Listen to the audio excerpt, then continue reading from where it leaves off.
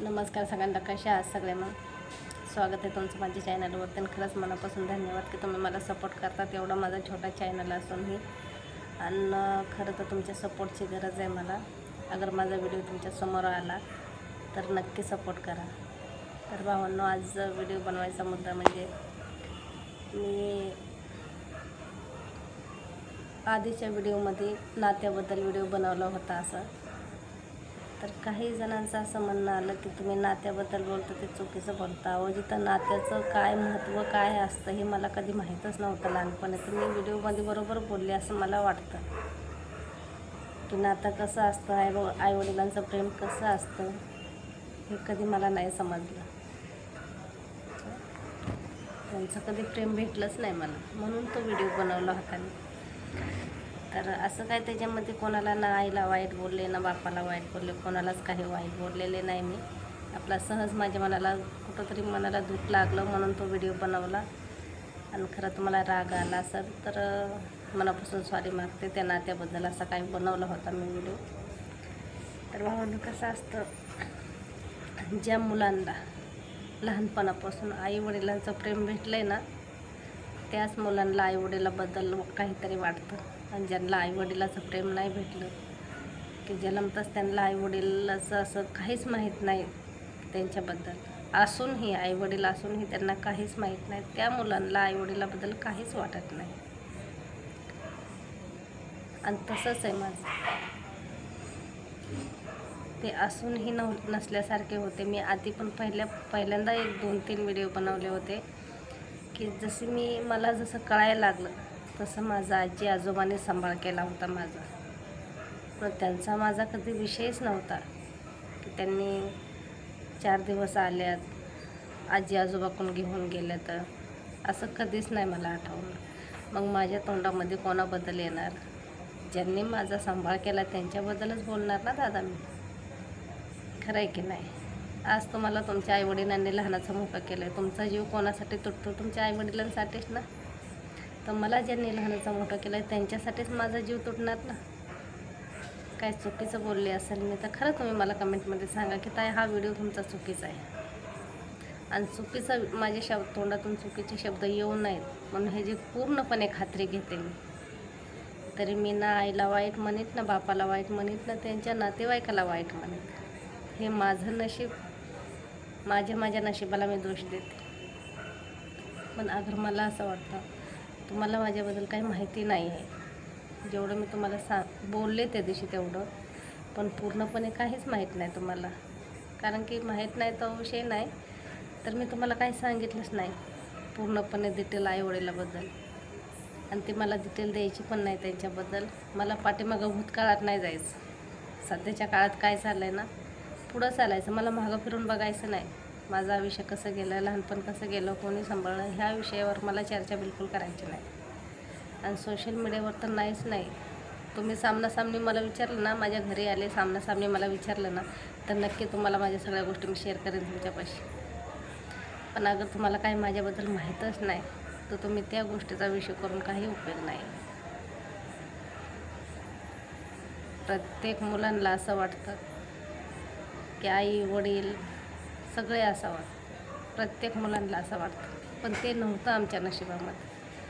आमच्या नशिबामध्ये एकच होतं, ह्याच्या दारात जा त्याच्या दारात जा, तिथं राहा इथं राहा. लहानपणच्या दिवसाचं सांगते तुम्हाला.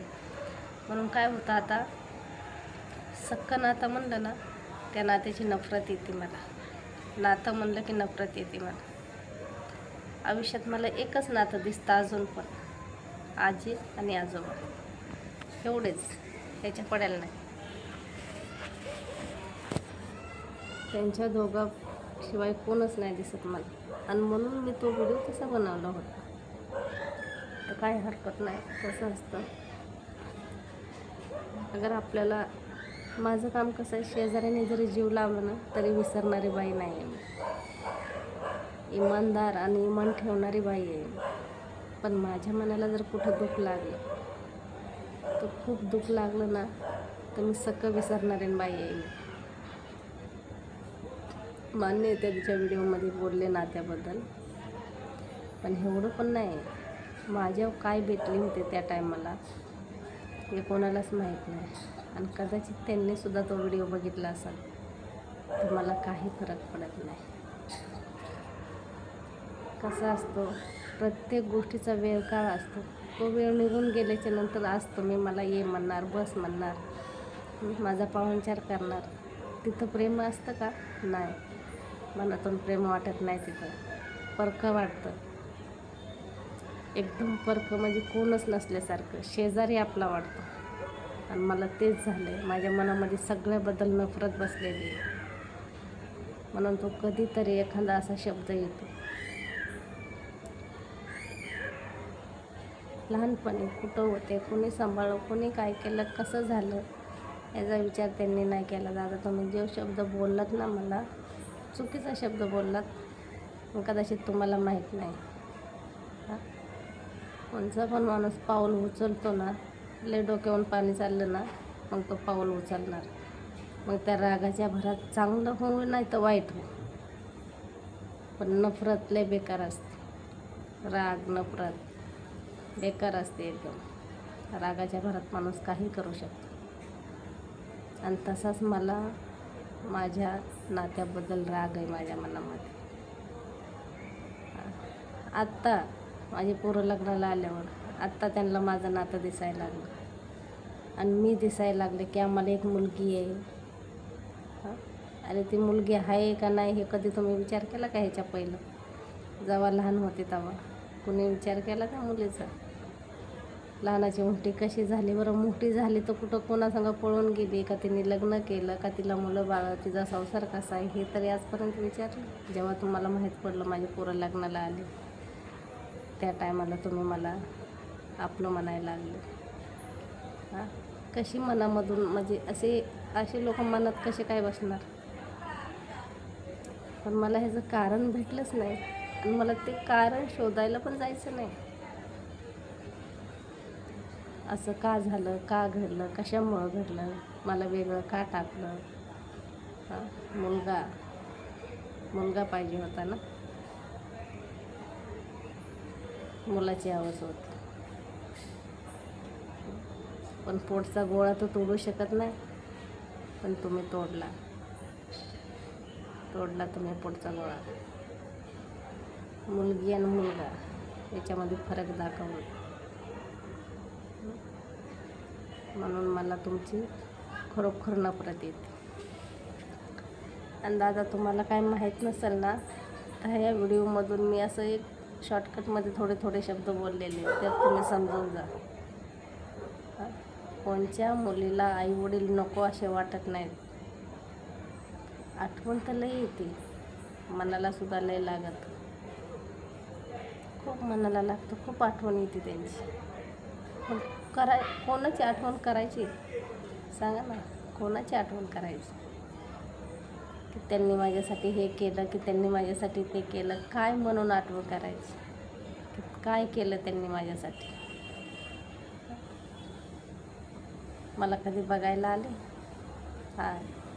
एक केलं की त्यांच्यामुळं मी आज ही जगदुनिया बघत आहे. हो ठीक आहे, जगदुनिया दाखवली तुम्ही, पण त्या लेकराचं पालनपोषण पण करणं गरजेचं आहे. आज मलासुद्धा 2 मुलं आहेत. आज त्या 2 मुलांना वाऱ्यावर सोडलं तर आई म्हणून फायदाच काय? काय फायदा आई म्हणून? तसं नाही, मनाला दुःख लागतं. म्हणून तो व्हिडिओमध्ये 2 शब्द बोलले गेले आणि ह्याच्यामध्ये सुद्धा बोलले का? की मनाला दुःख लागतं म्हणून.